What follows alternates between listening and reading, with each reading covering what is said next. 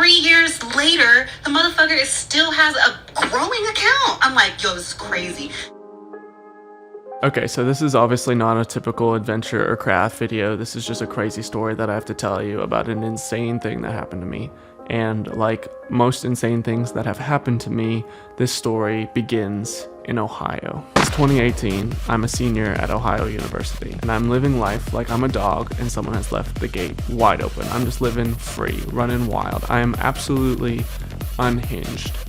And my Twitter is more unhinged. I don't remember exactly what I tweeted, but I'm sure it was something along the lines of, "I love drinking, I'm going to live forever, hangovers are the worst." And let me just say, this tweet did numbers.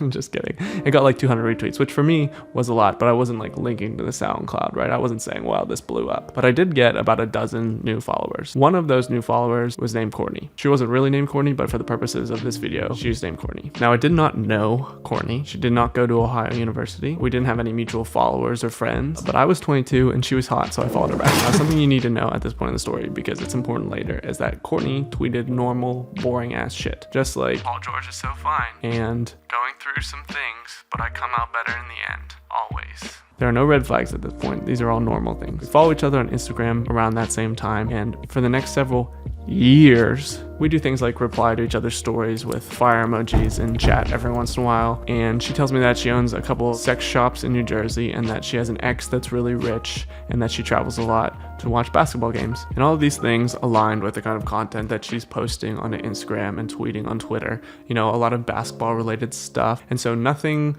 stands out as a red flag. Everything is totally normal. She posts pictures with her friend, she tags her friend, she posts pictures with her little nephew. It's like, okay, these are all normal person things. Nothing seems bogus. And I am a little suspicious that somebody this good looking follows 52 people and I'm one of those 52 people, a stranger. Like, that did seem a little odd to me. I was blinded by my own ego a little bit. And at no point did I think I was going to meet this person, right? They're just like one of those hot internet friends that you have that you flirt with every once in a while and nothing ever comes of it. And that's fine. Fast forward to 2021, 3 years later, I am in Los Angeles, California, which is 2,500 miles away from where this story began in Athens, Ohio. It's a typical, beautiful, average California day, and I am sitting on the couch swiping through Tinder, as one is known to do. Now, Tinder, if you don't know, is a dating app that uses your location to match you up with people that are close by, usually a few miles radius. And so I'm swiping on Tinder, trying to find some matches, when, hold up, this girl looks just like my internet friend Courtney. So I quickly hop on Instagram and I go to Courtney's page, and oh my god, it is Courtney. They're the same pictures, but the Instagram in the Tinder bio is not the Instagram of the Courtney that I follow. So without thinking, I just send a screenshot of it to Courtney and say, "Just checking that this isn't you, haha." And she replies, "Nope." Now, there are a lot of spam accounts on Tinder in LA, so it was easy for me to believe that that's what this was. But curiosity did get the better of me, because like, what are the odds that just 6 miles away from me was somebody pretending to be a stranger that I met on the internet 3 years ago in Athens, Ohio, a whole continent away? That blew my mind, so I had to investigate. I went to the Instagram of this fake Courtney, and it was private, which is a little weird for a spam account to be private. And it also had more followers than the one that I followed, which was strange. I mean, maybe it's a really good spam account, but the gears were spinning. So I took that Instagram handle and I Googled it. And one of the top results was a link tree. And the first link on that link tree was a Twitter account. And it was a different Twitter account than the one that I followed. And this Twitter account was significantly older than the one that I followed.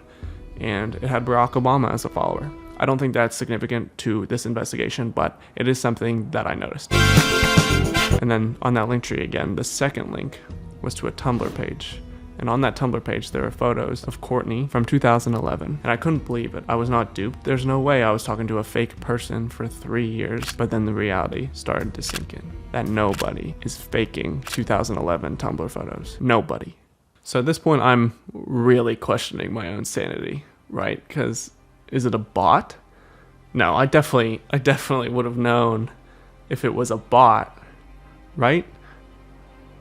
But then if it's not a bot, what? It's a real person pretending to be this other person for 3 years, just posting normal, boring things. Like, they didn't ask me for anything. We just had normal, lame-ass conversations periodically over the course of 3 years. Like, what is the agenda of this person? And so after a few hours of deep, deep soul searching, I finally just DM'd this new real Courtney.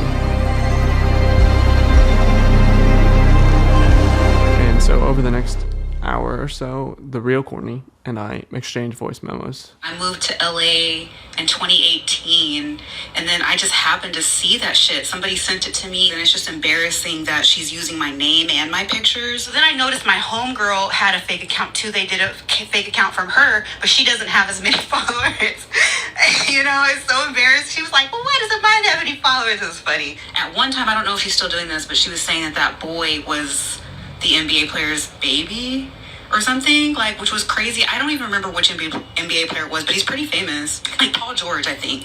You know, I mean, it's like, I mean, what can you do when your privacy is invaded that badly? You know, like, you know, I'm a big girl. I'm not just sitting over here crying about it every night, but it is kind of upsetting, you know? And it's like, wow, like, there's people that have been following it and that thought it was me, and me has this impression of me as a bitch, and that's not cool. Nobody wants that. Isn't that just fucking insane? Like, who pretends to be somebody else for 4 years? They even created fake friends to tag in the pictures. The thing that baffles me the most is the Twitter, because, like, I can understand wanting to be a hot person on the internet and get that sort of attention. I get it. But to just tweet normal, boring ass, lame shit as somebody else, why? Why for 4 years? Like, if you wanted to do it for a little bit, I understand, but like 4 years? Just shortly after I reached out to the real Courtney to, you know, have these conversations about this fake Courtney, the fake Courtney was deleted from the internet. And I think it was because they were reported a lot as a result of me bringing this to the real Courtney's attention. Shortly after that, the real Courtney invited me to a party at the one hotel that her friend was DJing, because she thought it would be really funny to get a picture together, because this story was bananas. And I wasn't available to go to the party because I've got other parties to go to, man. And it was a good thing, I think, because based on her Instagram story, she also didn't go to that party, which is a weird thing that we'll circle back to, because she tried to hang out with me one other time and I was in Seattle, so I wasn't able to. And then she unfollowed me on Instagram and on Twitter. So, and as a result of these events, I found it very hard to believe anything on the internet. I just automatically assume that somebody is just pretending to be somebody else, and that it's just the most insane thing. Like, what? I cannot understand why this would happen. Like, I did not think it could happen, and then it happened now, and I'm just like, everything is different now. For example, I've become really good internet friends over the pandemic with this girl that lives in London, but there's still a huge part of me deep down that thinks maybe she's just actually some guy named Peter, and I'm getting got again. How do we know? There's no way to know. I'm just paranoid and miserable as a result of this insane thing that has happened. Speaking of being paranoid, now looking back on it, I'm not entirely sure that the real Courtney is actually the real Courtney. You know, there are a lot of strange things about the way that that person goes about their life.